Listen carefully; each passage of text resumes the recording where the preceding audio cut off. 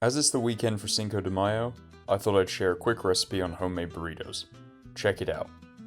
The first thing we want to start off with is to make our wraps. So to do this, 350 grams of flour, pretty easy. Then we go in with a bit of baking powder, 2 tablespoons, and then a few teaspoons of salt.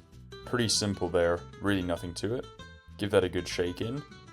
Watch this little trick with the one hand. Oh, look at that. So skillful. Alright, 3 tablespoons of butter going in. And then I awkwardly try to get it out with my thumb. Okay, we're in. So then 1 cup of boiling water into your mix.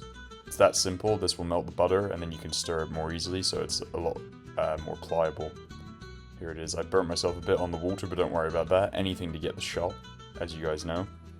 Alright, after about a minute of stirring it up, you're left with something really, really scraggly, but then keep working it and you'll have a ball. Put that onto a floured surface, and then you're going to want to knead this out about 4 or 5 minutes really, just to make it smooth. Nothing too crazy, you don't have to develop the gluten too much or anything. Then you'll have a nice ball like that. That's all there is to that step. Then after that, we're going to let that rise for about 10 minutes. Wet towel. You always want to use a wet towel. I thought I could always skip the step and just leave it uncovered dry, and then you get all these weird cracks in anything you're making, so don't do that. Cut this into 8 or however many you want. 8 was good because I like a wrap that's, fairly bigger when you're making a burrito. Here's my 8 little triangle weird shaped ball things. You want to roll these into balls individually. There you go. Cool, the editing makes it look like it's so quick. It's not too bad though, and then roll each one out to have a wrap shape like that.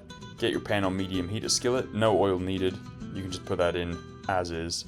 And then once you start seeing some bubbles, which will be about, 30 seconds in, you can give it a flip. Another 20-30 seconds on this side, and that should be really it.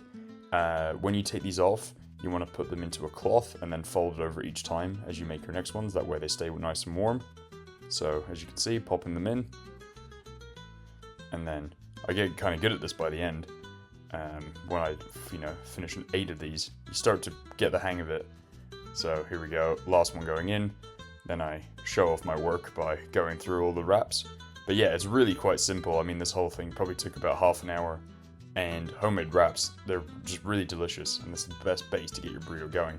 So, whatever you're having your filling, I had rice, some hot dog, some cheese, and then a mustard mayo into there as well with a bit of hot sauce. That was all there is to that. And then just fold those up. Get them back into your skillet to give them a nice seal. One of the main things you want to do is seal the bottom, otherwise they will open up on you and you'll have a nightmare of a time. So get that sealed, nice color on each side. Again, about a minute, 2 minutes. Listen to that, that's the money shot. Here we go. Cut it open, and voila. Homemade burrito, perfect for Cinco de Mayo. If you want more recipes like this, follow the best eats for more. Have a great weekend. Peace.